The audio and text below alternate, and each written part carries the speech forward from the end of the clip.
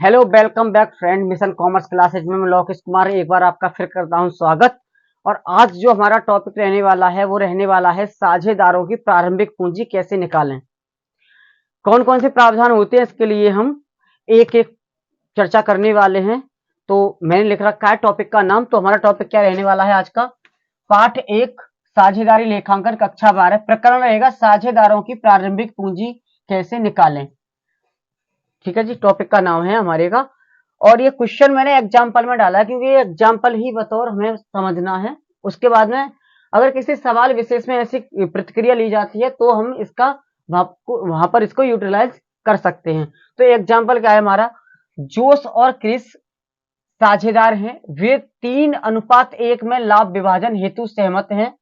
वित्त वर्ष 2023-24 के अंत में उनकी अंतिम पूंजी 1,50,000 और 75,000 थी। जोश तथा क्रिस ने वित्त वर्ष 2023-24 में क्रम से है 20,000 तथा 5,000 का आहरण किया। ब्याज प्रवाहित करने से पहले पूर्व फर्म का लाभ 16,000 था, जिसे लाभ सहभाजन अनुपात में डाला गया है। इसका मतलब इसको क्रेडिट किया गया होगा। क्रिस 1 अक्टूबर ब्याज प्रवाहित करने से पूर्व फर्म का लाभ 16,000 था, जिसे लाभ सहभाजन अनुपात में डाला गया है, यानी इनका जो लाभ है उसे क्रेडिट किया गया है। क्रिस 1 अक्टूबर 2023 को 16,000 पूंजी फर्म में लाता है। पूंजी पर 12% ब्याज की दर से गणना कीजिए। ये जो पूंजी है हमारी, ये अतिरिक्त पूंजी है।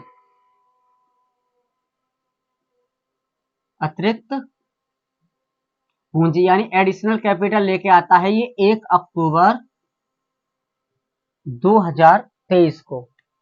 तो करते हम स्टार्ट। ये हमारा एक स्टेटमेंट है और इसका जो प्रारूप रहने वाला है वो ऐसा है। Statement showing calculation capital at the beginning, यानी प्रारंभिक पूंजी की हम गणना करने वाले हैं। सबसे पहले इसमें लिखा जाता है, क्या लिखा जाएगा? ये दो जो शब्द हैं ये लिखे जाते हैं, कैपिटल एंड द ईयर। क्या लिखा जाएगा? Capital and the year. देखिएगा, जोश और क्रिस की है तो उसी हिसाब से लिखनी है। जोश और क्रिस यानी 1,50,000 और 75,000। 1,50,000 और क्रिस की है 75,000। इसमें ऐड करेंगे हम ड्राइंग। क्या ऐड करने वाले हैं इसमें? ड्राइंग करते हैं इसमें ऐड। यहां पर मैं लिख भी देता हूं ऐड। कितना कितना किया गया है देखिएगा, 20,000 और 5,000। 20,000 और जी 5,000। इसका एक बार यहां पर हम योग करेंगे। इसका आया 1,70,000। इस वाले का निकल के आया है 80,000। उसके बाद में लेस करते हैं क्या चीज? इनका प्रॉफिट। प्रॉफिट है 16,000। यहां पर मैं कैलकुलेशन करूंगा। 16,000 अनुपात दे रखा है इनका 3:1, तो गुणा 3/4 यानी 12,000।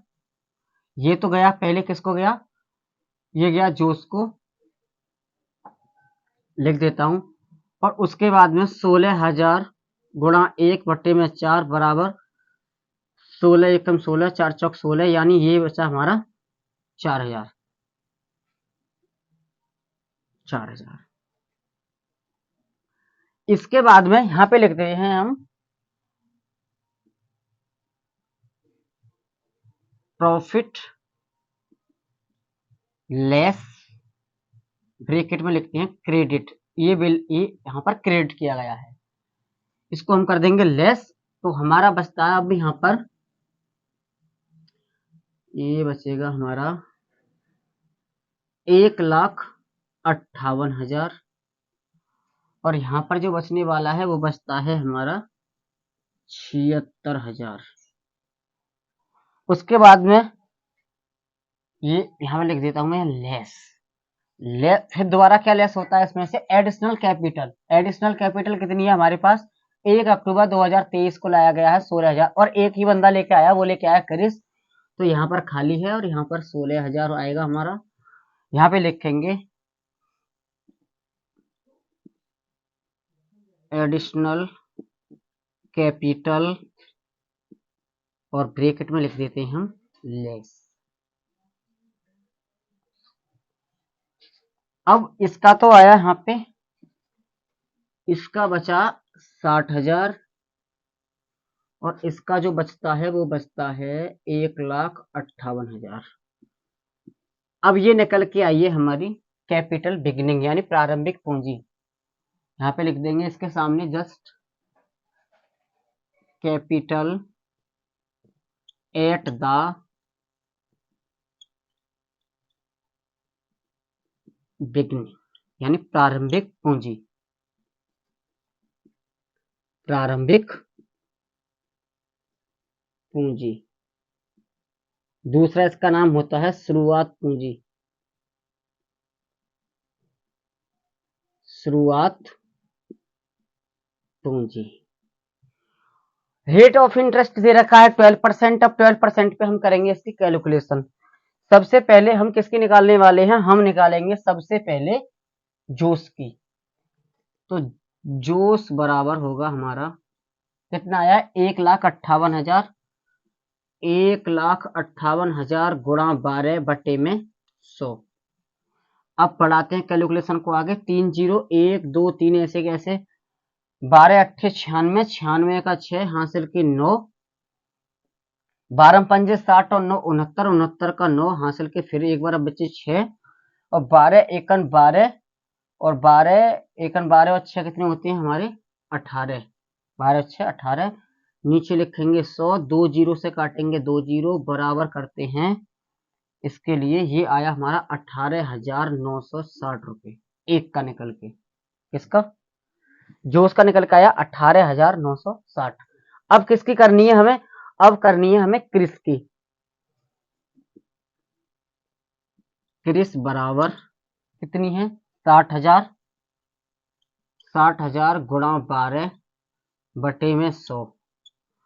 तो ये होता है हमारा 1 2 3 4, 12 छिंग 72 यानी 7,20,000। 2 जीरो से 2 जीरो, इसका जो निकल के आया वो निकल के आया है 7200 रुपए। लेकिन 1 अक्टूबर को ये लेके आता है 16,000, इसकी भी हमें निकालनी होगी। तो हम निकालते हैं 1 अक्टूबर वाली। यहाँ पर मैं प्लस कर देता हूं।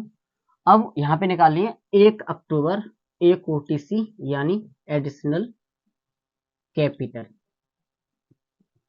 एडिशनल कैपिटल अब कितनी निकालिए, 16,000 गुणा 12 बटे में 100। इसका जो फॉर्मूला लगेगा गुणा 6 बट्टे 12। अब ये मैंने 6 बट्टे 12 क्यों लिखा है, इसे आप समझने की कोशिश कीजिएगा। अक्टूबर, नवंबर, दिसंबर, जनवरी, फरवरी, मार्च, इस 16,000 कैपिटल का जो यूज हो रहा है फर्म में, वो 1 अक्टूबर से 31 मार्च की जो समय अवधि रहेगी, ड्यूरेशन ऑफ द मंथ रहेंगे, वो 6 रहेंगे। अब 6 मंथ का हमें निकालना होगा यहाँ पे, तो हम 6 मंथ का निकालेंगे। ये निकल के आएगा 860 रुपए। अगर प्रॉब्लम है तो मैं इसके लिए यहाँ पर सॉल्व कर देता हूँ। वैसे तो 860 निकलने वाला है, फिर भी इसे एक बार कर देता हूँ मैं सॉल्व। तो 1 2 3, और उसके बाद में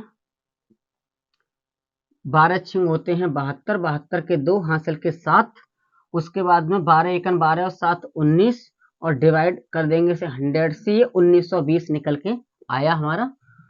1920 जो निकल के आया है पूरे ये वर्ष विशेष का है। इसमें हमें करना है 6 बट्टे 12। तो हम इसे देखो 6 एकन 6, 6 दूनी 12, 1 बट्टा 2, तो इसमें दे देंगे हम 2 का भाग।